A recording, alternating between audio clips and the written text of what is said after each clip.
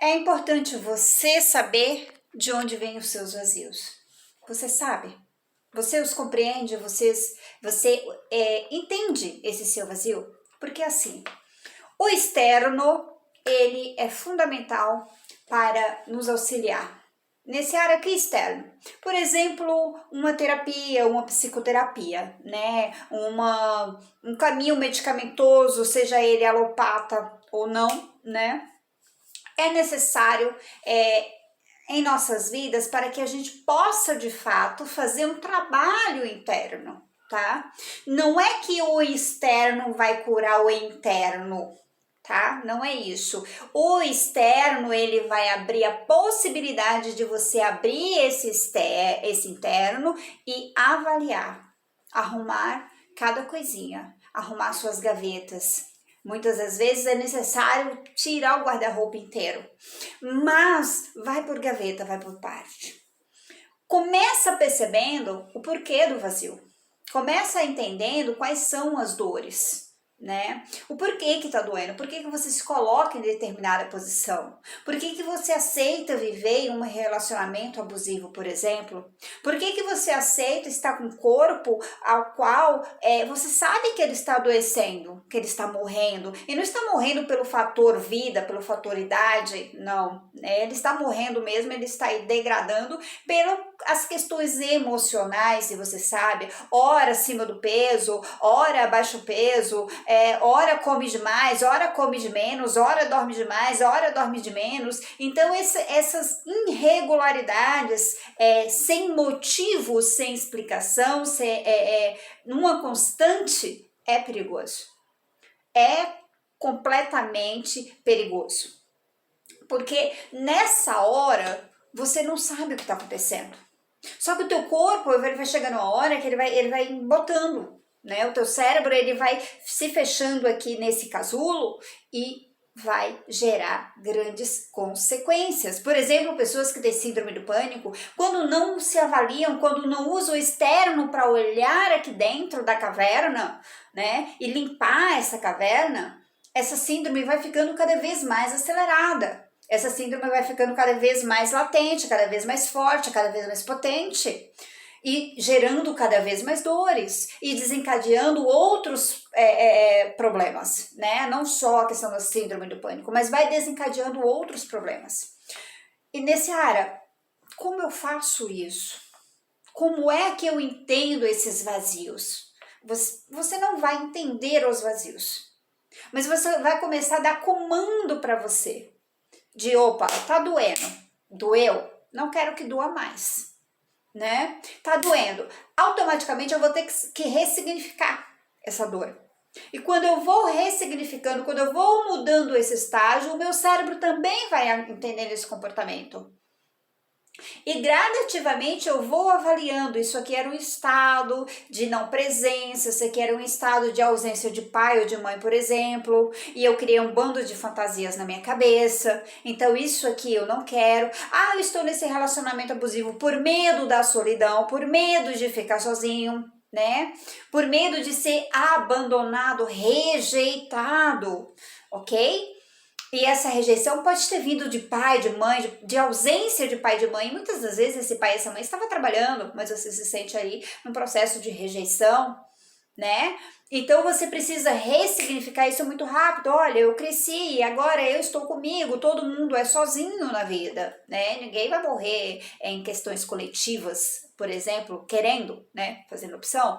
Ninguém, por exemplo, vai ficar doente de dores de cabeça coletivamente, não irão fazer isso, né? Então é necessário olhar de fato para esses processos para que nós possamos entender ali, para que nós possamos validar esses vazios. E validar esses vazios é aceitá-los e aceitar muitas vezes a inconsciência deles. Eu não tenho consciência deles, eles não têm consciência do que está acontecendo, do que está me causando, né? Eles são só um patógeno. Quem tem consciência? Sou eu. Eu tenho consciência desse vazio. Esse vazio, ele tá aí, ele é inconsciente, ele não tem reflexo, ele não pensa, ele não age, ele não vai ser transformado, ele vai continuar aí. Então, eu sou o ser consciente, eu sou o pai educador desse vazio, né? Eu sou a mãe genitora e educadora desse vazio. Então, como é que eu vou nutrir ele? Ele está vazio. E ele precisa ser nutrido. Só que ele está sendo nutrido de forma errada. Ele está sendo nutrido através de dores. Ele está sendo nutrido através de fantasias, as quais eu não tenho controle, eu não tenho domínio. E eu vou gerando mais vazios. E quanto mais vazios eu gero, mais dor eu gero. E quanto mais dor eu gero, mais o externo infecta o interno. E o interno vem infectando o externo. Então eu tenho que parar, ir pro racional, tirar a emoção, né, daquele momento ali, do momento, porque a emoção a gente não tira, né, mas naquele momento ali eu tenho que trazer o racional à tona e falar, opa, não posso ficar nisso, é uma tomada de decisão. É uma tomada, é um olhar para a vida que tá doendo, né? Tudo é dor. Você tem que escolher a melhor dor. Existem dores benéficas? Sim. Né? Existem as dores as quais te fazem caminhar, te fazem crescer na vida. Existem as dores as quais você vai olhar para elas e você vai perceber, por exemplo, a dor de comer muito, tá? De comer, ficar sobrepeso, adoecer o teu corpo. É uma dor.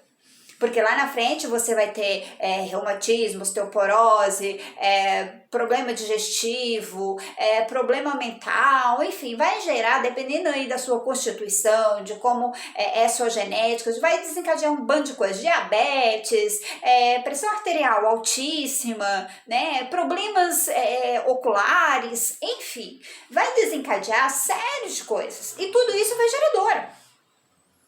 Né? Vai aumentando a dor. Agora, se eu opto pela dor de passar vontade de comer, né? De substituir, fazer uma troca com essa vontade. Eu faço a troca. Então, ao invés de eu comer, eu vou fazer academia. Eu vou malhar, né? Eu vou exercitar meu corpo. Não vou fazer academia, eu vou exercitar o meu corpo. Né? E quando eu vou exercitar o meu corpo, eu vou colocar o meu corpo em movimento, eu tô gerando uma dor, mas essa dor lá na frente, ela vai me gerar tranquilidade. Essa dor lá na frente, ela vai me gerar ali um processo vibracional melhor, né? Ela vai gerar em mim saúde, ela vai gerar em mim uma energia, uma egrégora saudável. Ao invés de eu ficar lá chorando porque eu tô acima do peso, que eu tô gerando mais doença, que a vida não me ama, que a vida não me quer, eu vou estar gerando ali processos saudáveis. E esses processos saudáveis, eles vêm nessa prática de exercício, por exemplo. Vou fazer natação, vou melhorar, trava a língua. Vou melhorar minha respiração, meu processo respiratório, minha força pulmonar, né? Ah, mas aí tô com problema, não gosto desse tipo de comida, e aí você vai lá e come a comida que você gosta, que vai te dar encefaleia, que vai te causar processos de gastrite, processos de ulceração no estômago, né? Processos aí relacionados a doenças de intestinos, as doenças, vai fugir o nome agora aí, as autoimunes, por exemplo, que era esse que eu estava procurando, as autoimunes. Então, vai gerar uma série de coisas aí.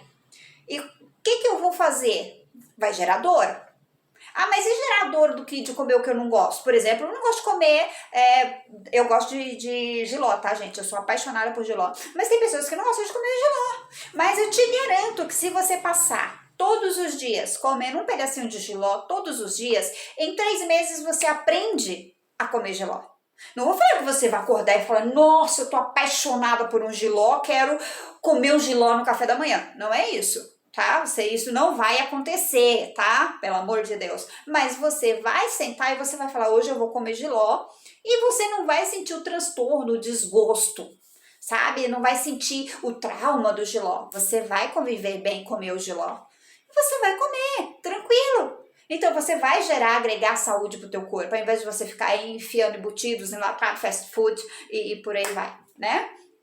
Então, quando a gente olha para essas nuances e a gente traz isso para o nosso campo, e nós trazemos essa história para o nosso campo espiritual, nós trazemos esse olhar desses vazios para a nossa estrutura física, nós entendemos que é muito mais do que simplesmente falar tá doendo. Porque vai doer de qualquer jeito. A vida vai bater de qualquer jeito. E nós precisamos estar aptos, conectados com esses vazios e alimentando, nutrindo esses vazios de coisas positivas, né? Ao invés de eu ficar focado no problema, eu vou ter que focar na solução.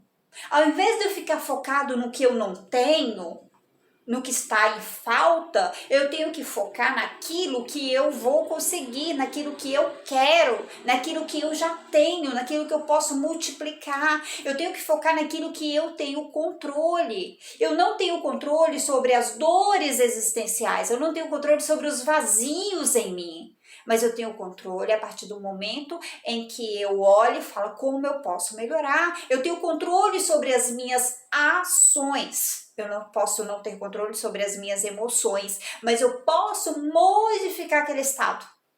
Ah, porque fulano brigou, porque fulano fez isso, e aí eu começo a pisar duro e a olhar com um olhar tisgo ali, seco. Vai resolver? Porque quanto mais eu fico naquele estado, mais ele vai voltar, mais tensa vai ficar, mais revoltada eu vou ficar, mais nervosa eu vou ficar.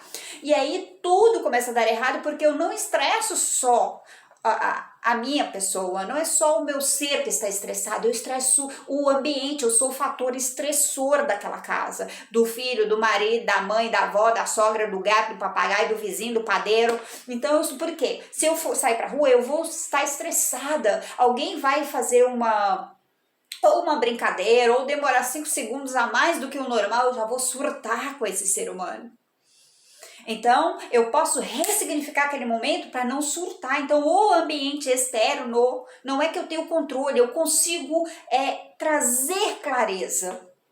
Porque até mesmo para trazer essa clareza, também você não tem controle. É um estado de insistência, de você querer isso todos os dias. Então, cuidado com seus vazios, cuidado como você está alimentando esses vazios na sua vida.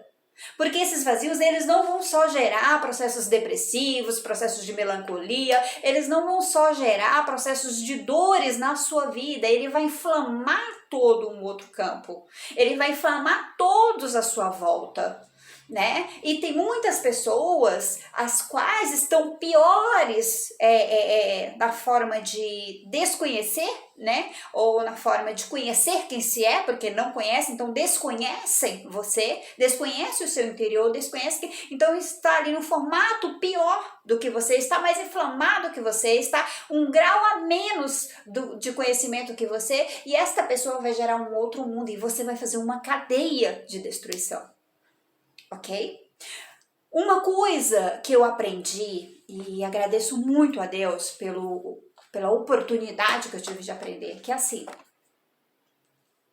se eu for ir na tua casa, esbofetear sua cara, tá? Eu vou aí, bato na sua cara, esbofeteio você, beleza? Fiz isso, hipoteticamente, esbofeteei você, ok?